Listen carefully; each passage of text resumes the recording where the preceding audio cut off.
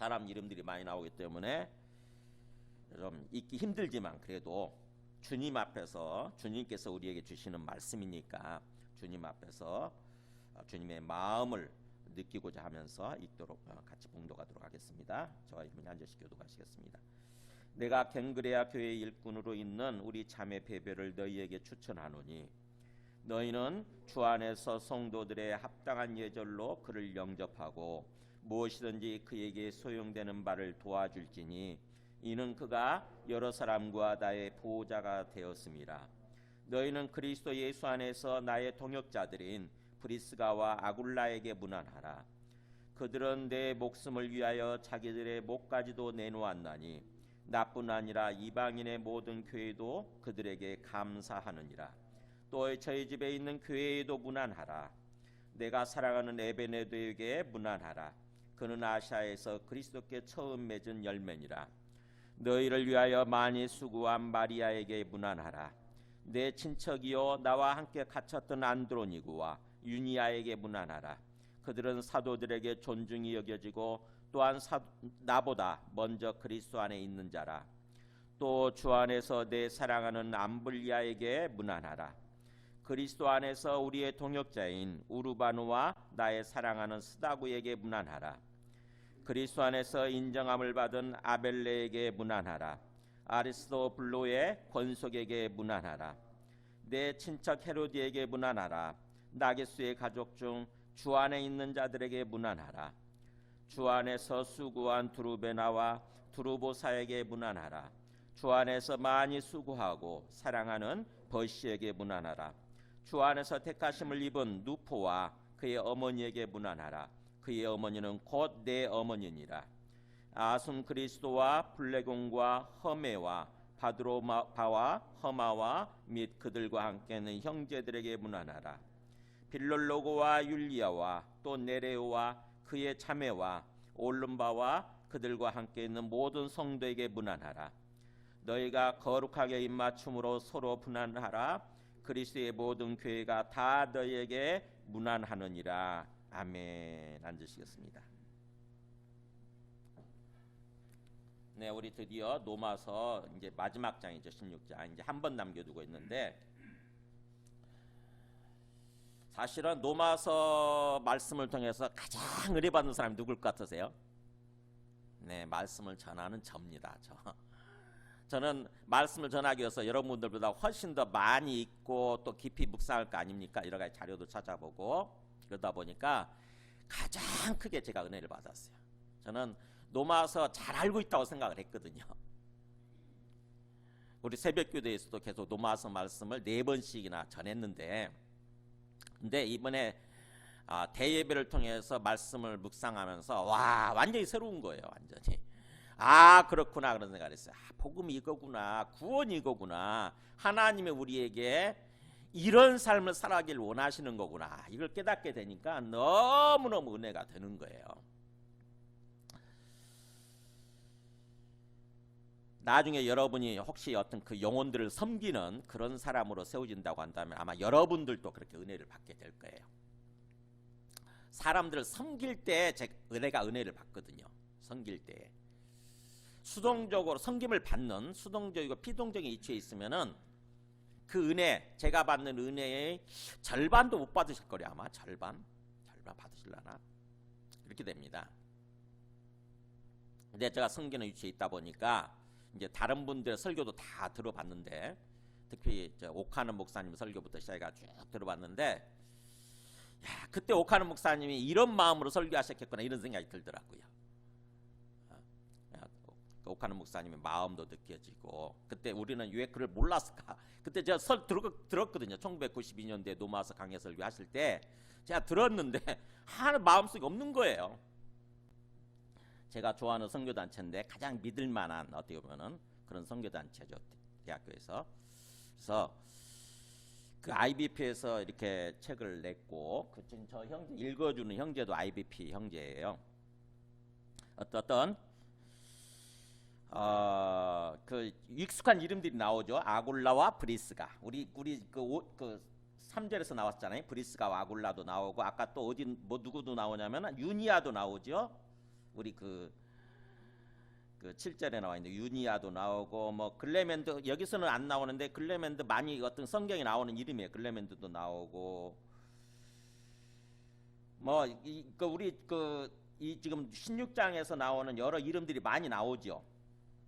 그러니까는 이 저자 작가가 신학자인데 초대교회 때 자료들을 가지고 특별히 이 로마서 16장 상황을 얘기하는 거예요. 사실 로마서 16장 그 이름들만 나왔지만 그 어떤 상황이 벌어졌는지 어떤 삶을 살고 있는지 이렇게 마치 소설처럼 이렇게 어떤 썼습니다. 근데 그냥 소설이 아니라 이 작가가 뭐라고 그랬냐면은 어떤 그 팩션이다 그랬어요. 팩션. 그러니까 팩트와 픽션이 결합되어 있는, 즉 사실에 입각해서 소설 형식으로 썼다는 거죠. 사실에 입각해서 소설 형식으로 썼다 그래서 팩션이다 이렇게 얘기를 했어요. 그래서 읽고 나면은 초대교회 때 우리 궁금하잖아요, 그죠? 초대교회 때 사람들이 어떤 식으로 신앙생활 했을까 되게 궁금하지 않습니까? 그래서 그 초대교회 때 상황을 우리가 알 수가 있어요. 초대교회 때 어떤 식으로 사람들이 모였고 어떻게 해서 복음이 이렇게 전파되면서 계승이 되어졌는지, 어떻게 해서 그렇게 가족 단위로 구원받을 수 있었을까? 가족이 다 구원받을 수 있었을까? 그래서 우리 어떻게 보면 우리 자녀들한테 그래 복음이 전해지고 계승될 수 있었을까? 그거를 알게 됩니다. 그래서 제가 오늘 제목을 그렇게 나온 거예요. 다음 세대 열매 맺는 삶. 수많은 동역자들이 나오는데, 그죠? 보면은 사도 바울 입장에서 보면 수많은 동역자들 아닙니까? 근데 그 동역자들이 바로 어떻게 보면 열매들인 거죠. 열매. 다음 세대에게 복음이 전해지는, 다음 세대를 얻는 거죠. 영혼의 열매를 얻는 것입니다. 그래서 열매 맺는 삶, 다음 세대의 영혼의 열매를 맺는 삶. 우리가 신앙생활 할 때 그게 중요한데, 그것이 이루어지고 있는 이 로마교회의 상황, 초대교회의 상황을 이렇게 알려주기 위해서 이 말씀이 기록되었다 이렇게 생각을 하고 제목을 거기에 맞춰 달았습니다. 그래서 그런 관점에서 이 로마서 결론 부분 있죠. 그 부분을 읽게 되면은 되게 어떻게 보면은 참 호기심도 생기고 하나하나 알아갈 때에 재밌어요. 재밌습니다. 그러면서 또 우리 자신을 돌아보게 되고, 나는 정말 제대로 진정으로 신앙생활을 하고 있나, 하나님께서 주님께서 원하시는 바라시는 그런 신앙생활을 하고 있나, 이걸 돌아보게 되는 거예요. 주님께서 바라시는 어떤 그런 모습이 있는데 그대로 우리가 살아야, 그대로 신앙생활을 해야 나를 통해서 주님이 영광 받으시고 또 복음이 전해지는 거죠. 우리 자녀들이 어떻게 어떤 그 구원받게 되고 세워지게 되고, 또 우리 온 땅에 이렇게 사람들이 세워지면서 복음이 땅끝까지 전해지게 되는 거죠. 그래서 온 땅에 하나님의 나라가 임할 수 있게 되는 거예요.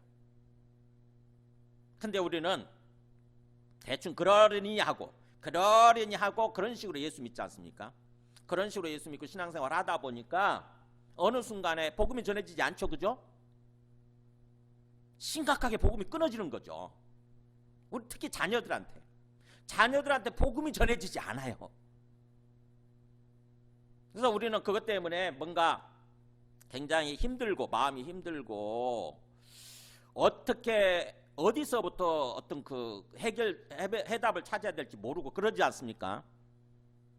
근데 성경 말씀에 그 해답이 있는 거예요. 해답이. 우리가 무슨 문제를 갖고 있는지, 그 해답이 무엇인지 성경 말씀이 있는 거죠. 그래서 성경 말씀을 통해서 오늘 한번 우리의 문제점과 또 우리 신앙생활의 문제점과 그 해답에 대해서 한번 들어보시기 바랍니다. 먼저 우리가 시간이 좀 지났으니까 2주 지났으니까 연말 맞이해 가지고 다른 말씀을 가지고 이렇게 우리가 함께 예배를 드렸죠. 그래서 2주가 지났는데 3주 전에 이 로마서 15장 14절부터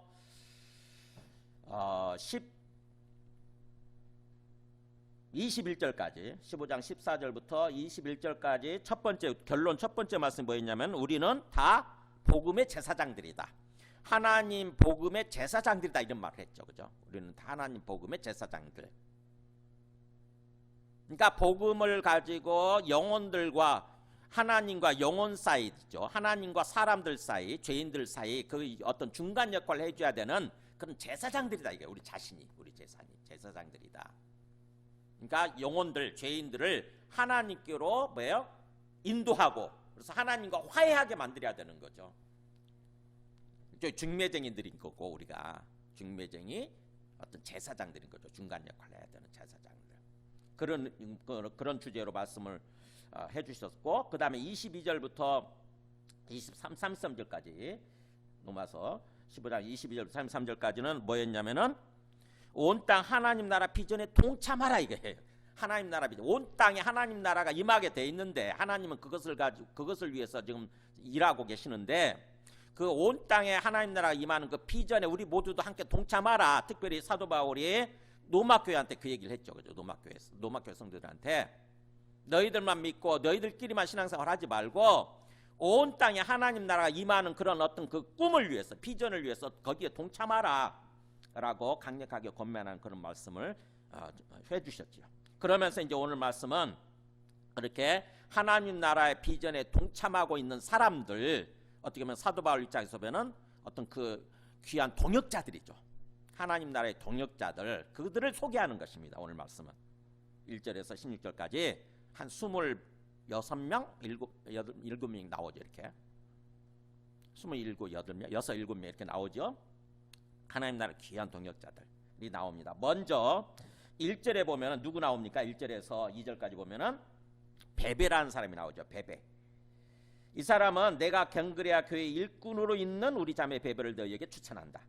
베베는 갱그레아 교회의 일꾼이라고 되어 있어요. 갱그레아가 어디냐? 사도 바울이 복음을 쓰고 있는 이 노마서를 쓰고 있는 고린도 교회에 있는 지방이에요. 지도를 보여줘 보세요. 여기서 지금 여기 고린도 교회죠. 여기서 지금 노마를 바라보면서 노마 교회 편지를 쓰고 있거든요. 이 고린도 지역에서. 이 고린도 중에서도 그다음 그 지도 보여줘 보세요. 여기 보면 갱그레아가로 나와요. 갱그레아. 그러니까 항구 도시죠. 여기에 교회가 있었던 것 같아요. 가정교회가 어떻게 보면. 여기 교회의 일꾼이라고 되어 있죠. 갱그레아에 있는 지역 이름이에요. 갱그레아에 있는 교회의 일꾼은 집사란 뜻이에요. 집사. 디아코노스. 그러니까 초대교회 때 이 집사라고 하는 일꾼이 이 디아코노스는요. 어떻게 보면은 어떤 그 사도들을 옆에서 도우면서 뭔가 음식 대접도 하고 음식 서빙도 하고 여러 가지 사람들 뭔가 이렇게 어떤 가난한 사람들한테 뭔가 이렇게 어떤 구호 양식이 들어오면 그것들을 이렇게 나눠주기도 하고 여러 가지들을 종합적으로 섬기는 사람들이 일꾼들이거든요. 이게 사역자들 어떤 섬기는 사역자들이죠. 사역자들. 우리 교회도 일꾼들이 집사들이 있지 않습니까? 집사를 번역하면 일꾼이에요. 일꾼. 근데 이 사람이 베베가 여자네. 여자. 우리 자매라고 했으니까 우리들의 자매예요. 근데 어떻게 보면은 굉장히 어떤 그 베베를 얼마나 이 사도 바울이 신뢰했는지 베베한테 이 노마서를 써서 맡긴 것입니다. 베베가 노마서 전달자예요. 배달부죠. 배달부. 우편 배달부였어요. 베베 손에 맡긴 그러니까 굉장히 베베를 신뢰한 거죠. 왜 신뢰했느냐? 2절에 나오죠. 너희는 주 안에서 거기서 추천한다는 말이 베베를 너희에게 추천한다는 말이 이게 천거한다 또는 맡긴다 이런 뜻이거든요. 위탁한다. 내가 베베를 너희들한테 보내면서 너희들한테 천거한다. 너희들한테 맡긴다 그러면서 그녀가 도착하면 2절에 너희는 주님 안에서 성도들이 합당한 예절로 그를 영접하라. 그러니까 주님 안에서 성도들이 합당한 예절로.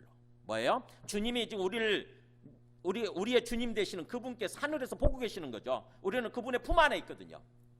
그래서 주님의 품 안에서 성도들에게 합당한 모습으로 예절은 의역을 한 거고 성도들답게 이런 뜻이에요. 거룩한 주님이 부르신 거룩한 사람들, 그게 성도들이죠. 거룩한 사람들. 그러면 주님이 부르신 그 거룩한 사람들이 행동해야 될 마땅한 모습이 있는 거죠. 세상 사람들과는 다르게 행동해야 되거든요. 그래서 그렇게 성도들에게 맞든 적절한 합당한 그런 모습으로 그런 뜻이 합당한 모습으로 그녀를 따뜻하게 영접해 줘라. 맞이해 줘라. 그러면서 무엇이든지 그에게 소용되는 말을 도와줘라. 이제 맡기니까 거기서 그냥 편지만 배달해주고 오는 게 아니에요. 사실은요. 사도 바울은 이 베베란 사람에게 이 노마서를 써서 보내주면서 들려주면서 거기 가서 그 노마 교회를 잘 섬기도록 그렇게 뭔가 사명을 준 거예요. 지금 사도 바울과 함께 고린도 교회에서 사도 바울과 함께 오래 있다 보니까 이 베베는 사도 바울의 마음을 잘 아는 거죠. 사도 바울의 마음과 뜻을 잘 아는 거예요. 그래서 하나님의 뜻을 잘 아는 거죠. 그러다 보니까 이 노마 교회는 그게 없었잖아요. 그죠? 노마 교회는 사역자들이 세운 어떤 그 교회가 아니거든요. 자기들끼리 복음을 듣고 예루살렘에 방문했다가 자기들끼리 복음을 듣고 교회가 세워진 거예요. 완전히 해중교회고 완전히 평신도들만 모여있는 그런 어떤 교회인 거죠. 그래서 어떻게 보면 사도 바울이 그들이 잘 훌륭하게 신앙생활을 하고 있지만 그럼에도 불구하고 사역자 입장에서 그들을 잘 세워줄 필요가 있는 거죠. 그래서 자기가 그렇게 가려고 그러는데 먼저 베베를 그렇게 보낸 거예요. 먼저 사도 바울 어떻게 보면 길잡이로서 사도 바울보다 앞장서서 먼저 보낸 것입니다. 왜냐하면 사도 바울은 지금 뭐예요? 로마로 직접 못 가고 지금 예루살렘으로 가고 있었잖아요. 그죠? 앞에서 그 15장 25절에 나와 있는 것처럼 지금은 예루살렘을 향해서 지금 가고 있는 거거든요.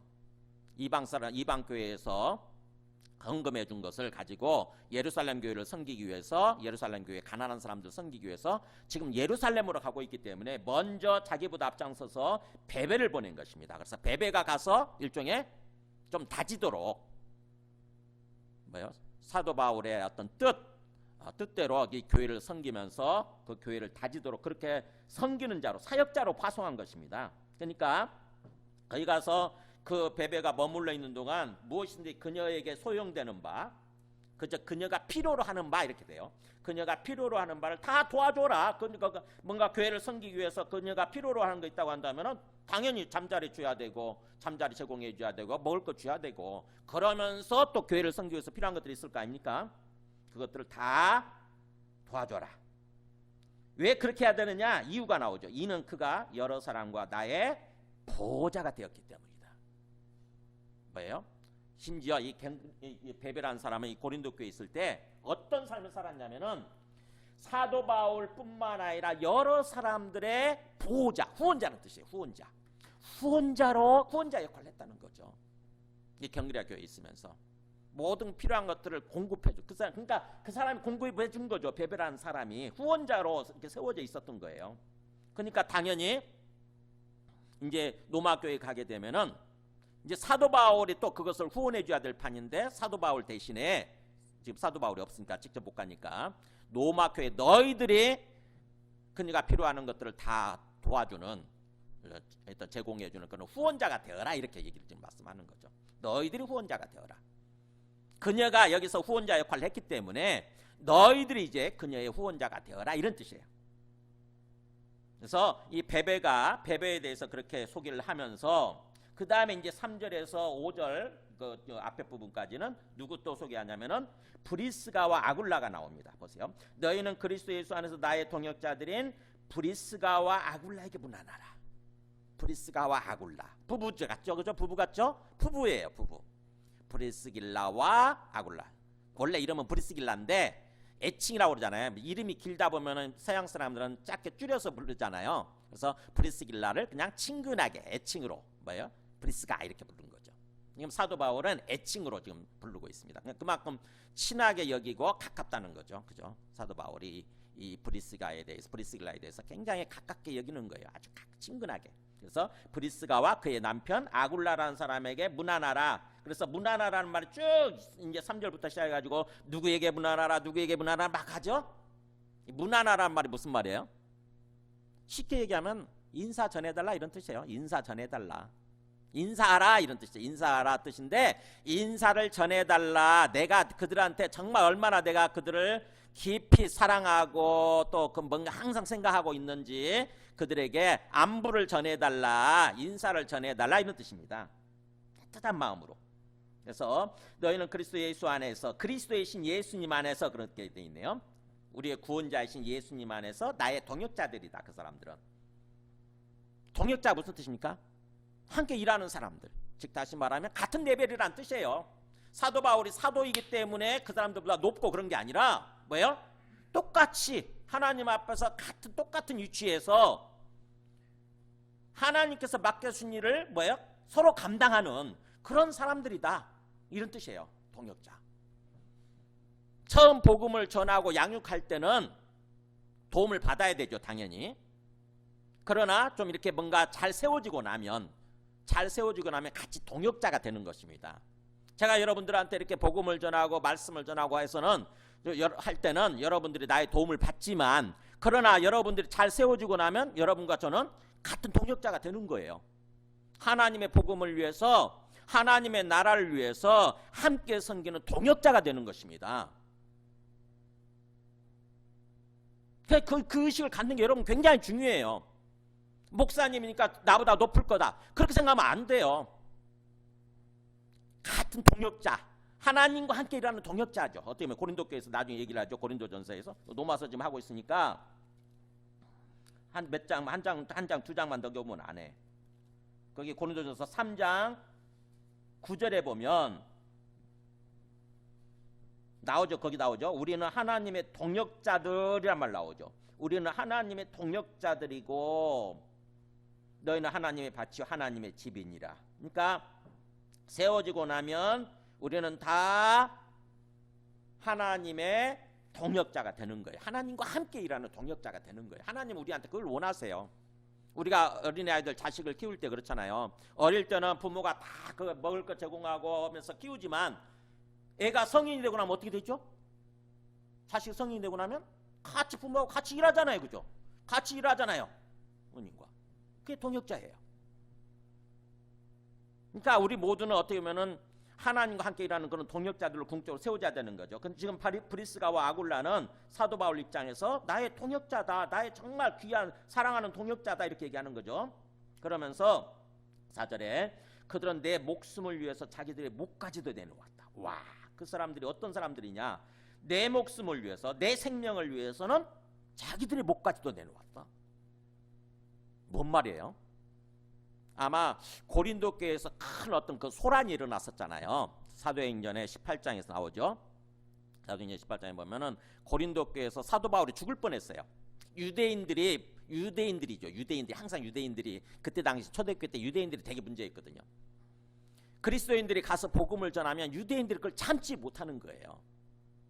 그들이 오해를 해가지고 마치 예수가 하나님의 아들을 하나님이라고 그러니까 뭔가 어떤 그 하나님을 모독하는 것 같고, 또 뭐예요? 이제는 율법보다 복음을 받아들여서 이렇게 믿어야 된다고 그러니까 율법을 무시하는 것 같고 막 이러니까 유대인들이 그걸 참지 못하고 항상 뭐예요? 그리스도인들을 핍박하고 박해하고 폭동을 일으키고 그랬던 거죠. 그래서 그 고린도 교회에서도 사도 바울이 그렇게 해서 죽을 뻔했는데 그때 앞장서서 막았던 사람이 이 브리스가와 아굴라라고 이렇게 신학자들은 추측을 해요. 왜냐하면 브리스가와 아굴라가 고린도에 같이 있었거든요. 그래가지고 그들은 내 목숨을 위해서는 자기들의 목까지도 내놓을 정도로 나에게 헌신적인 그런 사람, 귀한 사람들이라고 하는 거죠. 그러면서 나뿐만 아니라 이방인의 모든 교회도 그들에게 감사하느니라.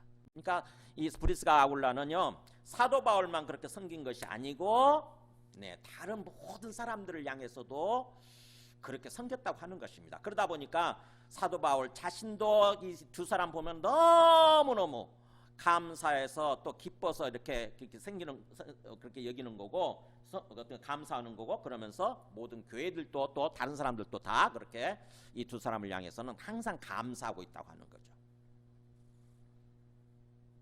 그러면서 5절에 또 그랬죠. 또 저희 집에 있는 교회도 문안하라 그런 말을 써요. 저희 집에 있는 교회도. 이 브리스가 아울라가 뭐예요? 그냥 우리들과 또 평범하게 똑같이 이렇게 그냥 신앙생활 하고 있는 줄 알았더니 좀 독특한 표현이 나오죠. 그 사람들 집에 있는 교회래요. 집에. 그 사람들 집에 교회가 있대. 집에 있는 교회. 그 교회에도 문안하라 이렇게 써요. 그러면 이 집에 있는 교회가 뭐예요? 교회가 건물이 아니고 장소가 아니고 어떻게 보면은 사람들이죠. 그 집에서 모이는 사람들이에요. 사람들. 그러니까 하우스 가정교회라고 그러는데 이거를 뭔가 집에서 사람들이 교회 형식으로 모이고 있었던 거예요. 그래서 이 브리스가와 아굴라가 어떤 사람들인지에 대해서 조금 우리가 좀 알 필요가 있어요. 도대체 굉장히 비중을 두어서 이 브리스가와 아굴라는 성경에 많이 나오거든요. 저기 대표적으로 사도행전 18장 1절에 보면은 이 사람들이 먼저 보세요. 어떤 사람들인지. 여기 보면은 바울이 아덴을 떠나 고린도에 이르렀을 때죠. 고린도께 이르렀을 때 아굴라라 하는 사람을 만나요. 이 사람은 본도에서 난 유대인이다 이라고죠. 본도가 터키 북부 지방. 오늘날 터키 북부 소아시아 북부 지방에서 태어난 유대인이죠. 유대인을 만났는데 이 사람은 클라우디우스 황제예요. 클라우디오가 모든 유대인을 명하여 로마에서 떠나라 한 거로 뭐냐면은 이 클라우디우스인데 정확히 얘기하면 클라우디우스 황제가 로마 제 네 번째 황제예요. 네 번째 황제인데 이 사람이 AD 49년쯤에 유대인들 다 추방령을 내려요. 로마에서 유대인들은 다 떠나라 이렇게 유대인 추방령. 왜냐하면은 어떤 기록을 보게 되면은 크레스투스 그리스도라고 우리가 추정을 해요. 그리스도로 말미암아서 자꾸 뭔가 거기서 소란스러운 거예요. 소요 사태가 일어나는 거예요. 즉 유대인들이 그리스도인들을 향해서 자꾸 뭔가 폭동을 일으키는 거죠. 폭동. 그러니까 시끄러우니까 그게 뭐예요? 이 클라우디우스 황제가 유대인들이건 그리스도인들이건 어떤 유대인 출신이면 다 떠나 이렇게 한 거예요. 추방령. 그래서 결국 그 사람들이 이 부부가 로마에서 살고 있다가 떠나온 거죠. 고린도로 떠나온 거예요. 로마에서 떠나라 한 거로 그가 그의 아내 브리스길라가 나오고 여기 브리스길라라고 되어 있지 않습니까? 이거를 아까 애칭으로 할 때는 브리스가 그렇게 한 거죠. 브리스길라와 함께 이탈리아로부터 로마로부터 새로 왔다고 했죠. 새로 온지라. 그래서 바울이 그들에게 찾아가죠. 복음을 전하기 위해서 갔는지 어쨌든 가니까 생업이 같음으로 함께 삶의 일을 했다고 나오죠. 생업이 같음으로 함께 삶의 일을 했다. 그러니까 사도 바울도 아마 일하면서 자비랑 선교사였던 것 같아요. 일을 하면서 복음을 전하냈는데 일이 똑같은 일인 거예요. 그게 바로 뭐냐면 생업은 천막을 만드는 거. 천막 만드는 거. 오늘날 우리가 생각하는 천막은 좀 다르죠. 그들한테는 천막이 굉장히 귀중하잖아요. 집이죠, 집. 어떻게 보면 주택이죠. 주택 사업하는 사람이었네. 어쨌든 같이 천막 일하는 게 같다 보니까 사도 바울이 그들과 함께 살았단 말이 중요해요. 이게 함께 살았다. 함께 한 집에서 어떻게 보면 살면서 같이 일을 한 거예요. 그럼 뭐 했겠어요? 사도 바울이 이 사람들한테 복음을 전한 거죠. 그죠?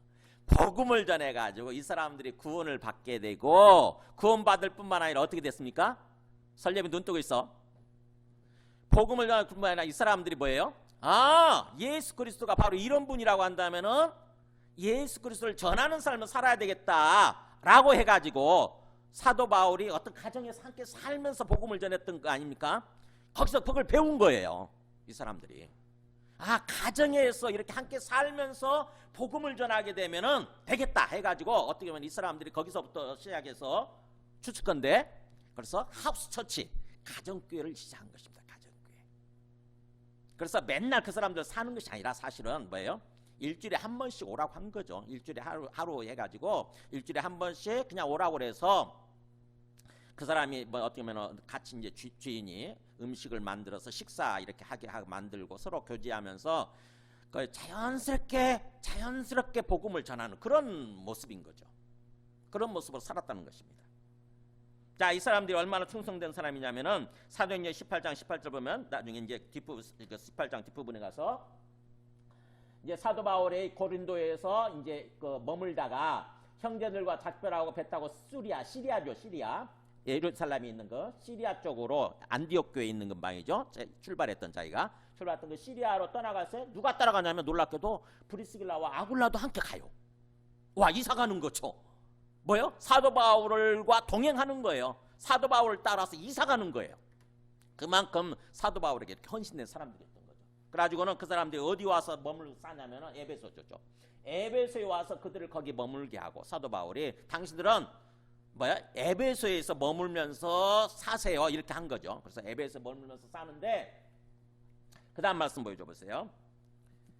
어떻게 살았나? 어떤 사는 모습이 나오죠.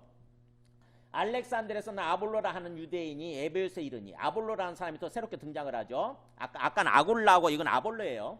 아볼로라는 유대인이 에베소에 이르니, 근데 이 사람은 유대인인데 언변이 좋아요. 말을 잘해. 언변이 좋고 성경에도, 신약 성경 아니죠. 그때는 신약 성경 없었으니까. 구약 성경에 아주 능통한 자예요. 줄줄줄 외면서 잘들 꿰고 있었다는 얘기죠. 그래서 그가 일찍이 주님의 도를 배워서 열심으로 예수에 관한 것을 자세히 말하며 가르치는데 요한의 세례만 알 따름이라. 자, 이 사람이 구약 성경을 통해서 잘 아는데, 그러면서 이제 메시아가 올 거라고 하는 걸 알고 있는 거죠. 메시아가 올 거라고 하는 걸 아는데 요한의 세례만 알 따름이라. 그 말은 뭐예요? 요한이 한 말 있죠. 나는 어떤 광야에서 길을 예비하는 자고 내 뒤에 다른 분이 오신다는 얘기까지 했잖아요. 그죠? 요한복음에 보면은. 그러니까 아마 예수님의 나중에 십자가 죽음과 부활까지는 알지 못하고 세례 요한이 뭔가 메시아가 온다고 그러더라, 뭔가 예수가 메시아라고 그러더라, 이런 식으로 전한 거예요, 사실은. 그러니까 어떻게 보면은 가장 기초적인 단계 예수님에 대해서 그 정도만 알고 있었다는 거죠. 열심히 뭔가 전해. 그럼에도 불구하고 열심히 전하는데 바로 요한의 세례 정도, 회개하라 그런 정도까지만 알고 있었다고 하는 거죠. 요한의 세례가 회개하라고 하는 세례거든요.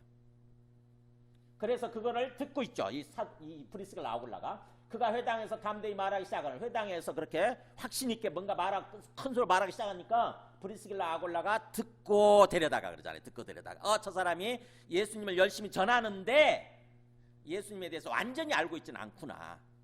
우리가 알고 있는 그 죽음, 십자가 죽음과 부활까지 알고 있는 건 아니구나.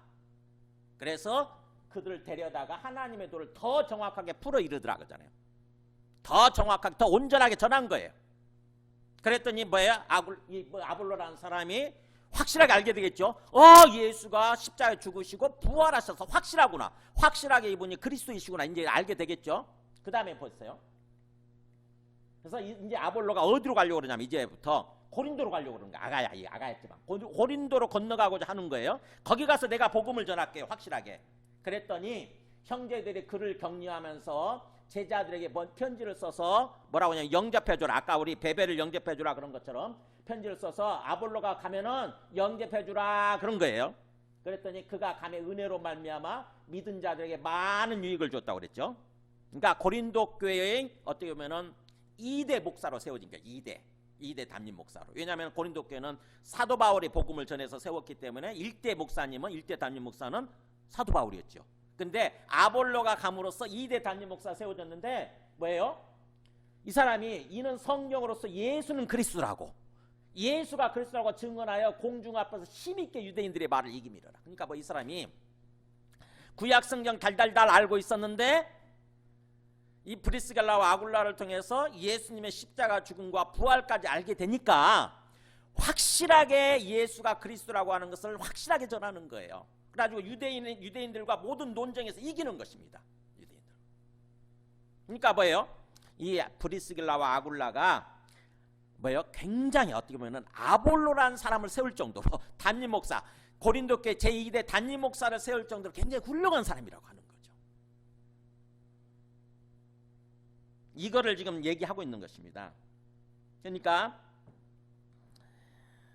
이 브리스가 아울라는 초대교회 때 굉장히 어떻게 보면 굉장히 중요한 역할을 하고 어떻게 보면 가장 모범적인 어떤 가정, 모범적인 어떤 그 부부 였던 거죠. 어떻게 보면 그걸 지금 소개하는 것입니다. 그러면서 이제 수많은 사람도 소개하죠. 거기 보면은 5절 끝에 보면은 에베네도 이렇게 소개하고, 그는 아시아에서 그리스도께 처음 맺은 열매, 처음 익은 열매, 첫 열매라는 거죠. 첫 열매. 그러니까 터키 지방에서 처음 예수 믿은 사람. 그러니까 그 사람을 또 사도 바울이 잊지 못하고 굉장히 귀하게 여기면서 그 사람이 근데 또 로마에 살고 있었네. 그 사람 로마의 에베네도에게 안부 인사 전해줘라. 그 다음에 또 누구 나오냐면 6절에 너희를 위해서 많이 수고한 마리아에게도 문안해라. 마리아에게도 인사해 전해줘라.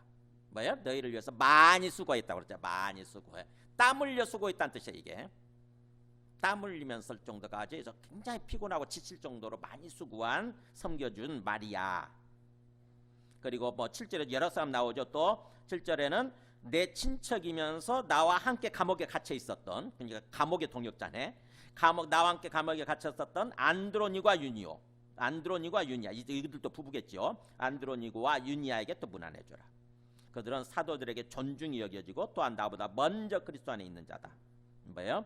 사도들한테도 인정받을 만큼, 사도들한테 인정을 받을 만큼 아주 훌륭한 사람들이다 하는 거죠. 그러면서 나보다 먼저 예수 믿은 사람, 또 뭐 주 안에서 내 사랑하는 암블리아, 그 다음에 9절에 그리스도 안에서 우리의 동역자인 우르바노, 또 나의 사랑하는 스다구, 10절에 그리스도 안에서 인정함을 받은 아벨레,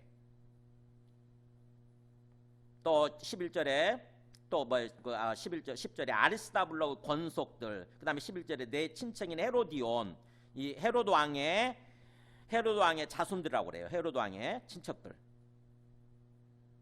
헤로드에게 문안하라. 나게스의 가족 중 주 안에 있는 자 문안하라. 그 다음에 12절에 주 안에 수고한 두루베나 두루보사, 이 자매지간이라고 그래요.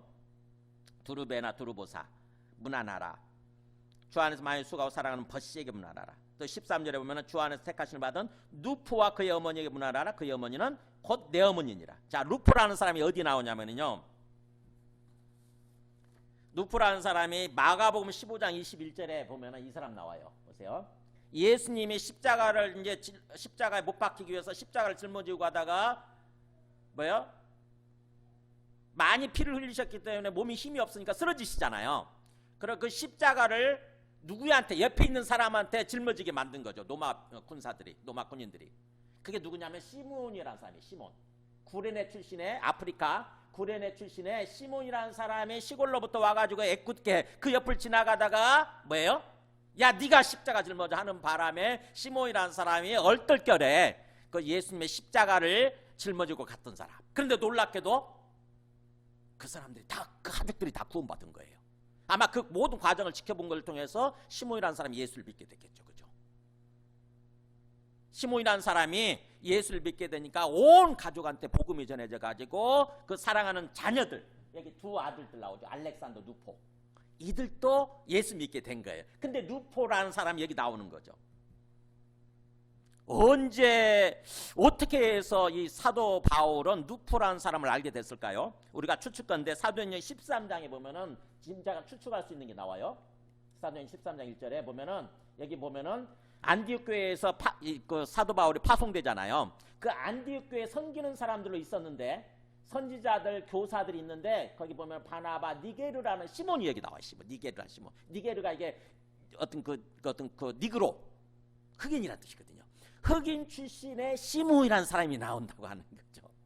그리고 여기 사울 등장하잖아요. 사울. 그러니까 아마 안디옥 교회에서 바나바, 사울 다 함께 있을 때 거기에 시몬이라는 사람이 있었고, 그렇다고 한다면 시몬의 아내도 있었겠죠, 당연히. 근데 그 사람이 뭐예요? 시몬의 아내가 사도 바울을 자기 아들처럼 섬긴 것입니다. 자기 아들처럼. 그 얘기예요. 그래서 그게 13절에서 주님 안에서 특별히 택하심을 입은 누포와 그의 어머니에게 문안하라. 그의 어머니는 곧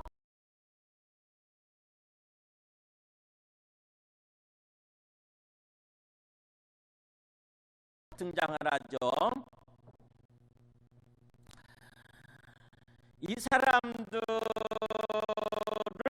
우리가 사도 바울이 하나하나 기억하면서 그 사람들의 사역의 특징, 삶의 특징에 대해서 일일이 거론하고 있지 않습니까? 뭐예요? 사도 바울이 잘 알고 있는 거예요. 이 사람들이 다 로마교에 있는 사람들인데도 불구하고 사도 바울이 그 전에 알았던 사람들인 거죠. 그 전에 알았던 사람들, 그들을 다 기억하면서 이렇게 얘기하고 있다고 하는 것은 사도 바울이 평소에 있어 뭐예요?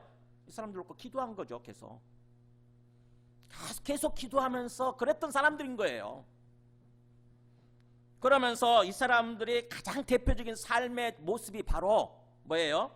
삶의 모습을 우리가 다시 한번 사도 바울이 거론하고 있는 것 중에서 특별히 좀 볼 필요가 있어요. 먼저 5절에 저의 브리스길라 아우글라를 얘기하면서 저희 집에 있는 교회란 말을 썼지요. 그 다음에도 10절에도 보세요. 10절에도 보면 끝에 아리스다블라의 권속이란 말이 패밀리잖아요. 권속. 아리스다블라의 가족에게 문안하라. 아리스도블로에게 이렇게 어떻게 보면은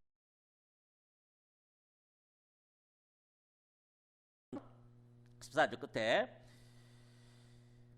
누구누구 쭉 얘기를 하면서 및 그들과 함께 있는 형제들에게 문안하라. 함께 있는 형제들. 그 다음에 15절 보면 또 누구누구 사람들 얘기하면서 그의 자매와 올른바와 그 다음에 그들과 함께 있는 모든 성도가 그들과 함께 있는 모든 성도. 자, 이게 뭐겠어요? 다? 이게 바로 노마교회에 있는 5개의 가정교회들을 소개하는 거예요.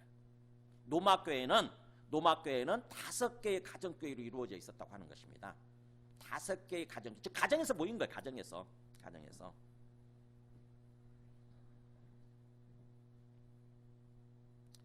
우리가 성경에 보면은 굉장히 가볍게 스쳐 지나갈 수 있는데 굉장히 성경은요 초대교회 때 신기하게도 이렇게 가정에서, 물론 그때 당시에 큰 시설이 없었으니까, 오늘날 우리 교회 같은 큰 시설이 없었으니까 일단 가정에서 모이기도 했겠지만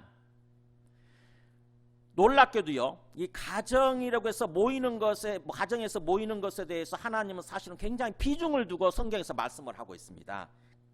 한번 보세요. 사도행전 16장 14절 보면 누가 등장하자면 누디아라고 하는 사람이 등장을 해요. 누디아라는 사람이 사도 바울의 말씀을 듣고 마음을 열어서 복음을 받아들이죠. 그래가지고 온 가족이, 그와 그 집이 다 세례를 받고 그러잖아요.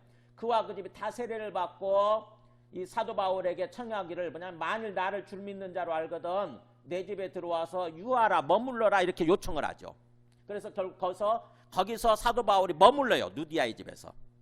근데 나중에 보니까 40절, 15절인데 40절로 뛰어서 보니까 이 사람들이 감옥에 갇히게 되죠. 바울과 실라, 이 바울 일행들이 감옥에 갇힌 다음에 감옥에서 풀려나서 그 간수 나오잖아요. 감옥에서 막 찬양하는 모습 나오지 않습니까? 감옥에서 풀려나서 누디아의 집에 갔더니 보세요. 두 사람이, 바울과 실라가 감옥에서 나와서 누디아 집에 들어가서, 여기 나오잖아요. 뭐예요? 누구예요? 누디아 집에 형제들 나오잖아요. 형제들. 누디아 집에 들어가서 형제들을 만나고 이루어 가지라. 뭐예요? 그러니까 누디아 집도 가정교회로 세워져 있었던 거예요. 누디아의 집에서도 온 가족이 다 믿고 완전히 뭐예요? 거기서 교회로서 교회가 돼 있었던 거죠. 교회. 골로새 4장 14절도 볼까요? 또 골로새 4장, 골로새서 쓰면서 사도 바울이 편지를 쓰면서 이렇게 나와요. 편지를 라오디게아에 있는 형제들과 읽어볼까요? 눈바와 그 여자의 집에 있는 교회 문안하고 이라고 하잖아요. 자, 라오디게아와 골로새하고 되게 가깝거든요. 라오디게아와 골로새에 가까운, 그러니까 골로새 너희들이 편지를 읽고 그 다음에 너희들과 가까운 지역에 있는 라오디게아의 그 사람들, 특별히 눈바라고 하는 여자, 이 눈바라고 하는 여자와 그 집에 있는 교회도 문안해줘라, 인사를 전해달라, 이렇게 얘기를 하는 거죠. 그러면 뭐예요? 라오디게아 눈바의 집도 가정교회로 세워져 있었던 거죠. 마지막 하나 더 보겠습니다. 빌레몬서, 우리 아시죠? 빌레몬서 한 장으로 돼 있는데 빌레몬서 1장 보면은 여기 나와요. 사도 바울이 빌레몬에게 편지를 쓰면서 우리의 사랑을 받은 자의 동역자라고 그러죠. 동역자인 빌레몬과 그 다음에 너의 집에 있는 교회에 편지하노니 그러잖아요. 빌레몬도 역시 집이 가정교회에 있었던 거죠. 그러니까 성경에는요 굉장히 가정교회가 많이 등장하는 거예요. 그렇다고 한다면 우리가 이것을 통해서 도대체 왜라는 생각을 좀 해볼 필요가 있는 거죠. 왜 초대교회는 주로 이렇게 가정에서, 가정이 교회에 있었던 거예요. 가정에서 마치 교회처럼 믿는 사람들이 함께 모여서 같이 모였을까? 왜 그랬을까? 또 어떻게 모였을까에 대해서 우리가 생각할 필요가 있는 거예요. 그래서 요즘에는 어떻게 보면 신학자들이 초대교회 이야기에 대해서 많이 조사하고 연구해가지고 이렇게 책들이 많이 나오는 거예요. 사실은요. 초대교회 때. 초대교회 때 모이는 그 가정의 모습, 초대교회 때 가정의 모습, 교회의 모습 어떤 모습이었을까? 왜 그러셨을까? 그래서 주님의 소망, 가정을 향한, 교회를 향한 주님의 바램은 뭐였을까라고 우리가 생각해 볼 필요가 있는 거죠. 마태복음 12장 49절에 보면은요, 예수님이 직접 가정에 대해서 이렇게 말씀하시는 게 나와요. 보면은 손을 내밀어 제자들을 가리켜 이르시되, 예수님이 지금 분명히 앞에 어머니와 가족, 형제들이 와 있어요. 그래서 어머니와 형제들이 당신 지금 찾고 있습니다. 당신 잡아가려고. 왜냐하면 예수님을 붙들어 가려고 하는 말이 나오거든요. 보면은 예수님이 막 자꾸 뭔가 바리새인들이죠. 바리새인들하고 대적을 하고 그러니까 자칫하게 되면 예수님이 굉장히 위험에 처할 수도 있으니까 가족들이 염려해서 어떻게 보면은 예수님을 잡아가려고 예수님을 붙들어 집으로 데리고 가려고 온 거죠. 그랬더니 예수님이 하시는 말씀이 이거예요. 제자들 가르쳐 주시되 나의 어머니와 나의 동생들 보라. 제자들을 향해서 나의 어머니 나의 동생들 보라 그러면서 읽어볼까요? 시작. 누구든지 하늘에 계신 내 아버지의 뜻대로 하는 자가 내 형제요 자매요 어머니니라. 육체적인 내 가족도 있지만 육신적인 내 가족도 중요하지만 하나님이 진짜 바라시는 어떤 가족의 모습, 하나님 진짜 바라시는 가정은 뭐예요? 하나님 뜻대로 행하는 사람들이 모여있는, 하나님 아버지의 뜻대로 행하는 사람들, 그 사람들이 내 형제고 자매고 내 어머니고 내 가족이다 이렇게 말씀하신 거예요. 그 사람들이 모인 게 내 가정이다. 굉장히 어떻게 보면 조금 진짜 자기 어머니 형제들 입장에서 보면 섭섭할 수도 있죠. 예수님 이렇게 말해서 섭섭할 수도 있는데 예수님의 그 깊은 마음을 헤아릴 필요가 있어요. 예수님은 사실은 마리아 요셉의 자식이기 이전에 누구의 자녀입니까? 하나님 아버지 아들이잖아요. 하나님 아버지 아들이잖아요. 하나님이 아들이신 그분이 오셔서 이 땅의 가정을 어떤 가정으로 세우기를 원하셨냐면은 하나님을 다 믿는 사람들이잖아요. 하나님을 믿고 하나님 아버지의 뜻대로 행하는 사람들, 그들로 세워지기, 그 사람들로 세워지기를 바라셨던 거죠. 우리 가정이요.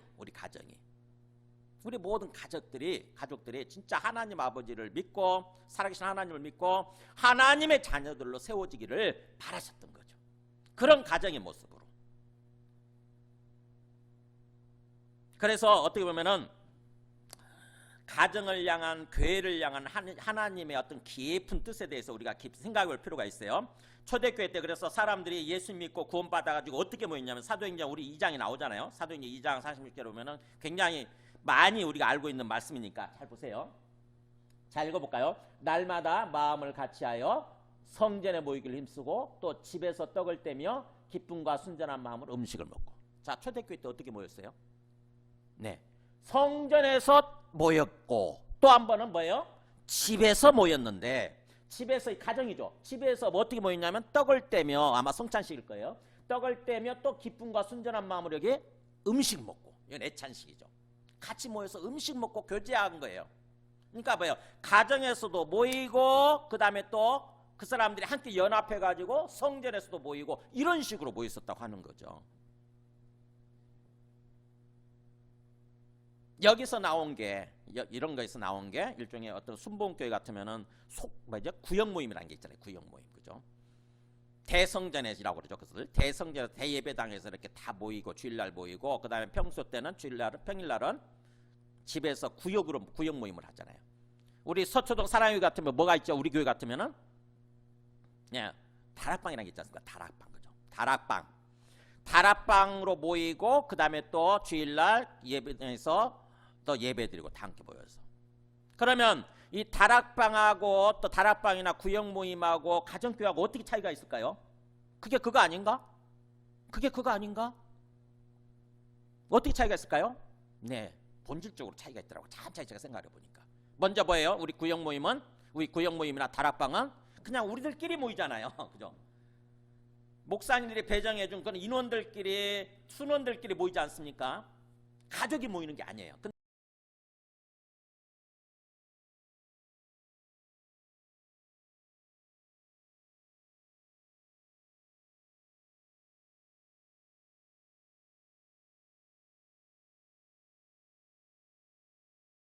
뭐예요? 가정교회는 가족이 모이는 것입니다. 가족이 모여요. 그러니까 자녀들까지 다 모이는 거죠, 함께. 그러다 보니까 자연스럽게 자녀들한테 복음이 전해지는 거예요. 자녀들까지 해가지고 가족이 모여요. 가족들이 모이는 거죠, 가족들이. 그리고 또 뭐예요?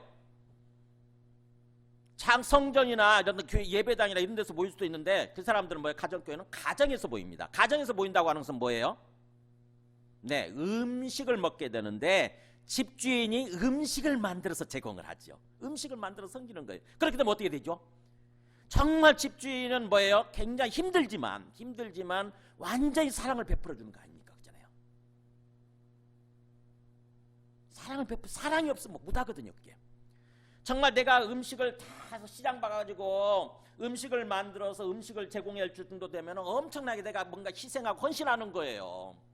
근데 그것을 보고 잘하는 거죠. 사람들이 그것을 보고 그것을 경험하면서 잘하는 거예요. 그래서 가정교회는 보여주는 사랑이에요. 보여주는 사랑. 말로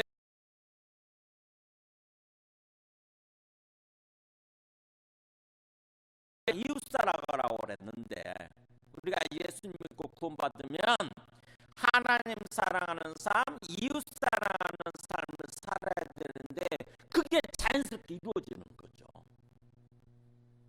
우리는 예수 믿어도 말로만 생각 들었지 진짜 이웃 사랑하는 삶 별로 살지 않잖아요. 되게 어렵거든요. 머리로 아는 것과 실천으로 나가는 되게 어렵거든요. 크게 차이가 있거든.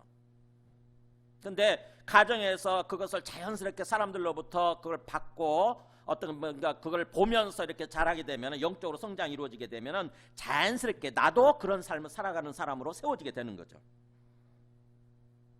그래서 주님께서는 어떻게 보면은 참 어떤 모이는 거 우리가 예수 믿는 사람들이 모여야 되지 않습니까? 그게 교회인데 모이는 어떤 공동체가 교회예요. 근데 특별히 가정이라고 하는 어떤 그곳에서 모임으로써 가족의 사랑, 가족으로 여겨지고 가족의 사랑을 보고 어떤 배우는 그런 신앙생활을 하게끔 주님께서 원하셨다고 하는 거죠.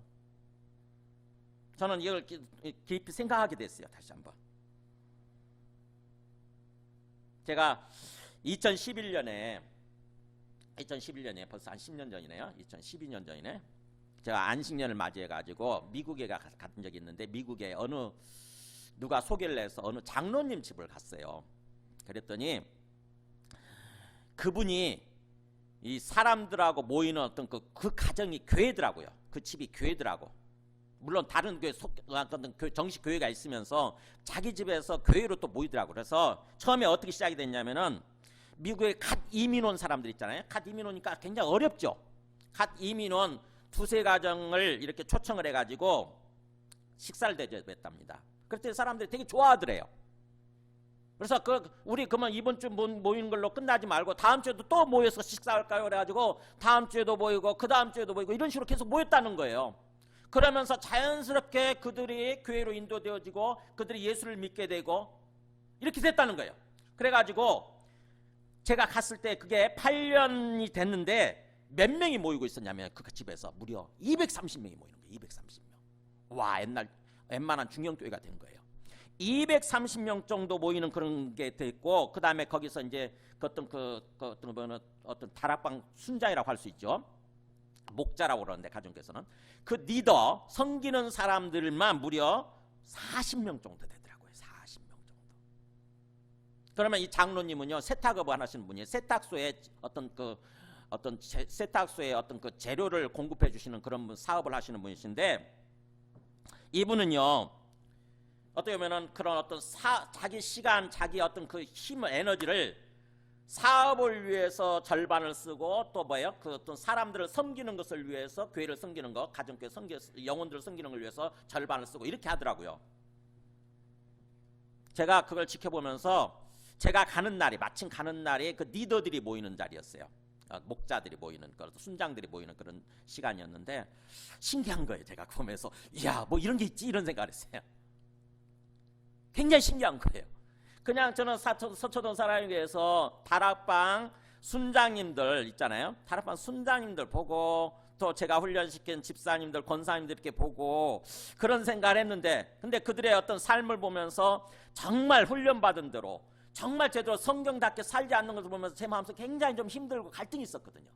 근데 이들을 보면서 제가 굉장히 많은 생각을 한 거예요. 신기한 거예요. 뭐 이런 게 있지. 이런 사람들이 있다 있지. 어떻게 이랬을지. 제가 반성을 많이 했습니다. 반성 많이 하고 도전도 많이 받고 감동도 받고 그러면서 제 마음속에서 정말 제가 그때 고갈되어 있었는데 제 심령이 그걸 보면서 다시 새롭게 힘이 생기더라고요. 은혜가 생기더라고. 야, 이런 삶을 살아야 되는 거구나. 내가 이런 삶을 살아야 되는 거구나. 정말 뭐예요? 형식적인 어떤 그런 형식적으로 예배드리고 형식적으로 신앙생활하는 거, 그게 아니라 진짜 성경대로 영혼들을 섬기는, 영혼들을 세워주는 그런 삶을 살아야 되는 거구나. 나의 삶을 통해서, 나의 가정을 통해서 영혼들이 하나님께로 인도되어지고 영혼들이 구원받고, 그 다음에 뭐예요? 어떤 기둥들이 세워지는 거예요. 일꾼들이, 사역자들이 세워지는 거예요. 그런 삶을 살아야 되는구나. 하나님은 우리한테 이걸 원하시는 거구나. 가정 같은 교회, 교회 같은 가정, 이게 뭐예요? 땅끝까지 확산되어지길 원하시는 거예요. 그래서 제가 가족 같은 공동체라고 돼 있죠. 가족 같은 공동체가 교회거든요. 가족 같은 교회, 가족 같은 교회, 진정한, 어떻게 보면 진정한 가족 같은 교회가 땅끝까지 확산되어지는 거. 신학자도 그렇게 표현하더라고요. 신학자들도. 하나님은 그렇게 우리한테 그걸 원하신다. 신앙생활 따로, 가정생활 따로가 아니라 뭐예요? 가정생활이 신앙생활이고 신앙생활이 가정에서 완전히 이루어지는 거예요.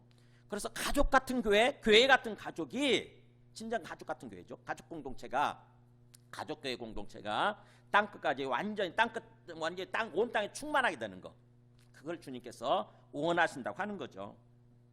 자, 말씀을 정리합니다.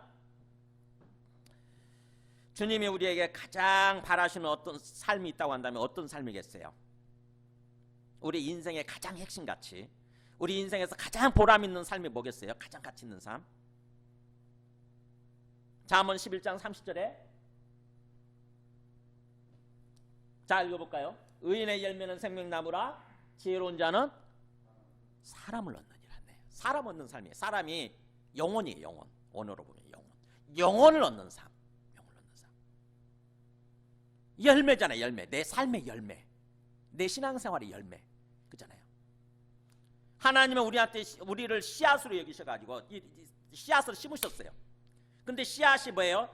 싹이 트고 자라나가지고 멋진 열매들, 풍성한 열매들 맺어야 되는데 열매가 하나도 없다고 생각해 보세요.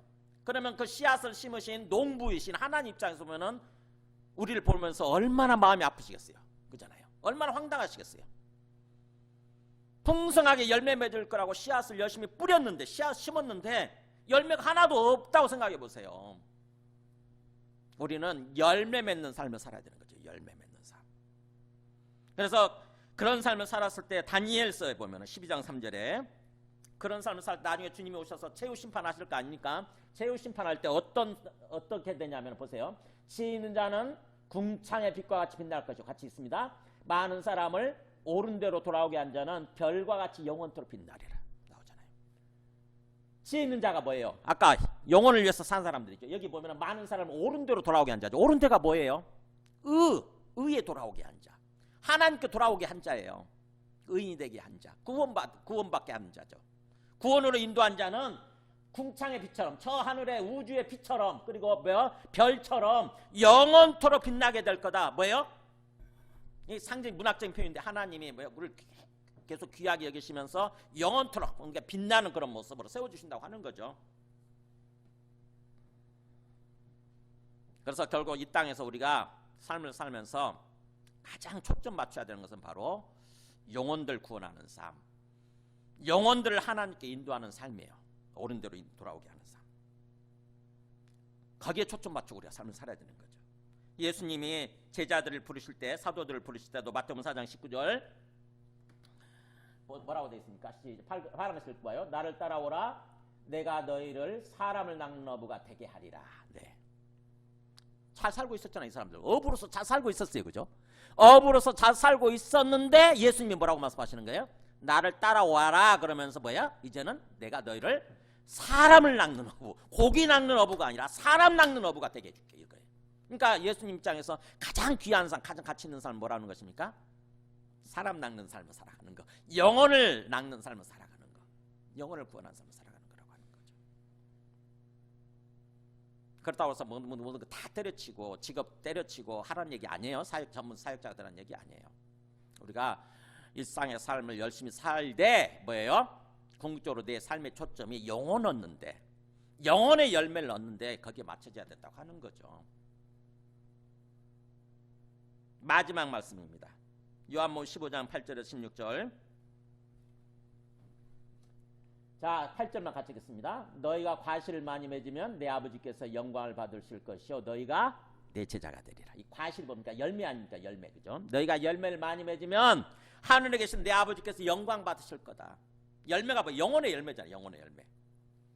그리고 너희가 진정한 내 제자가 되리라. 너희가 나를 택한 것이 아니요 내가 너희를 택하여 세웠나니. 자, 목적이 뭐예요? 같이 읽습니다. 이는 너희로 가서 과실을 맺게 하고 또 너희 과실이 항상 있게 하여. 네. 예수님이 왜 우리를 택하고 부르셨느냐? 세우셨느냐? 과실, 열매 맺도록 하기 위해서. 이 땅에 사는 동안에도 항상 열매가 있도록 주렁주렁 매달려 있는 대로, 매달려 있는 그런 모습으로 있도록 하기 위해서. 그렇게 되면 이 땅의 삶을 살면서 어떻게 됩니까? 내 이름으로 아버지께 무엇을 구하든지 다 받게 하려 함이니라. 열매 맺는 삶하고 하나님께 기도 응답받는 삶하고 연결되어 있다는 거죠. 연결되어 있다는 거예요. 우리가 풍성하게 열매 맺는 삶을 살아가고 있을 때 우리가 하나님 아버지 앞에 가서 기도하게 되면 뭐예요? 뭘 구하든지 다 받는다 이렇게 돼 있잖아요. 엄청난 백지수표를 주시네. 기도에 백지수표를 주시네요. 그죠? 백지수표. 얼마나 놀랍습니까? 그래서 이 땅의 삶을 사는 동안 다시 한번 내 삶의, 내 존재 이유, 내 삶의 목적을 다시 한번 이 시간을 통해서 한번 생각해 보시기 바랍니다. 나는 뭐에 초점 맞추고 살아가는가? 궁극적으로 내가 무엇을 위해서 살아야 되는가? 영혼을 얻는 삶. 그래서 영혼을 얻기 위해서 어떻게 보면 섬기는 삶이죠. 섬기는 삶. 섬김을 받는 위치에만 머물러 있지 마시고 섬기려고 하시게 되면은 어떻게 보면 어떤 다 문제들이 해결됩니다. 관계에 있어서, 사람 인간들 관계에 있어서도 내가 섬기려고 하게 되면은 나는 섬겨야 돼, 섬기는 삶을 살아야 돼라는 생각을 하게 되면은 문제들이 다 해결돼요. 내가 섬김을 받으려고 하다 보니까 다른 사람으로부터 조금 섬김을 덜 받게 되면 섭섭하고 그래서 관계가 틀어지게 되고 막 이러거든요. 근데 내가 섬겨야 된다. 직장에서 섬겨야 된다. 그 영혼을 얻기 위해서 내가 직장에서 섬겨야 되고 섬겨야 된다. 이렇게 하게 되면 다 모든 게 해결되는 거죠. 주님께서 우리에게 그런 삶을 살기를 원하신다고 하는 것입니다. 뭔가 초대교회 때 신앙생활로, 초대교회 때 어떤 가정의 모습, 초대교회 때 교회의 모습으로 우리가 좀 돌아가려고 할 필요가 있는 것 같아요. 그래서 저도 어떻게 보면 지금부터 조금 초대교회 때 가정의 모습, 초대교회 때 교회의 모습에 대해서 좀 올 1년 동안 제가 목표를 세웠어요. 1년 동안 좀 정말 자세히 연구하고 묵상을 해봐야 되겠다. 이런 생각을 했어요.